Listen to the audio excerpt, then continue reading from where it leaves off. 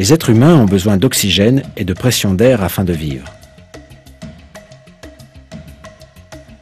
La respiration est rendue possible par l'oxygène de l'atmosphère, atteignant les alvéoles de nos poumons.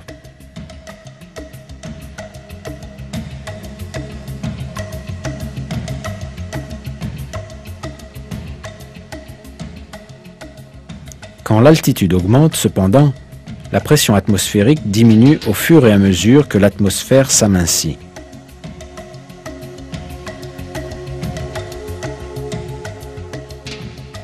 Par conséquent, la quantité d'oxygène entrant dans le flux sanguin décline et il devient plus difficile de respirer.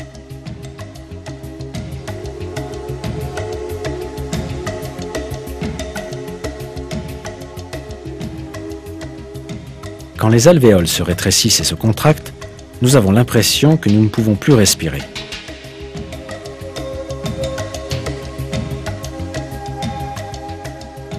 Si la quantité d'oxygène dans le sang est inférieure aux besoins du corps, plusieurs symptômes apparaissent.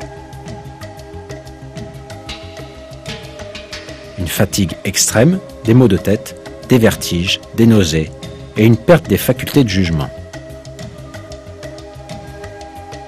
Quand une certaine altitude est atteinte, il devient finalement impossible à un être humain de respirer. C'est pourquoi nous avons besoin de bouteilles d'oxygène et de vêtements spéciaux afin de survivre à de telles altitudes. À 5000-7500 mètres au-dessus du niveau de la mer, on peut s'évanouir et tomber dans le coma à cause des difficultés de respirer.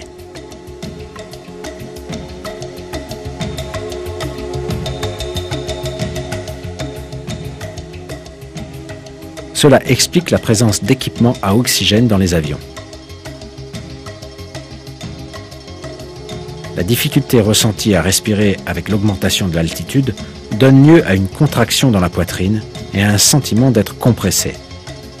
Ce fait scientifique est révélé de cette manière dans le Coran.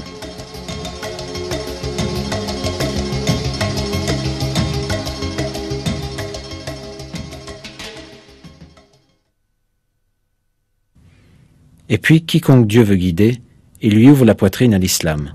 Et quiconque il veut égarer, il rend sa poitrine étroite et gênée, comme s'il s'efforçait de monter au ciel.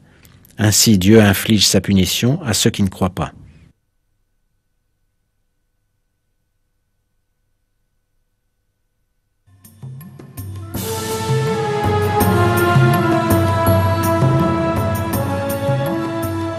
Les habitants de la péninsule arabe, dans les années 600, n'avaient bien sûr aucun moyen de voler dans les airs ou d'escalader des montagnes hautes de plusieurs milliers de mètres pour leur permettre d'expérimenter l'essoufflement indiqué dans le Coran.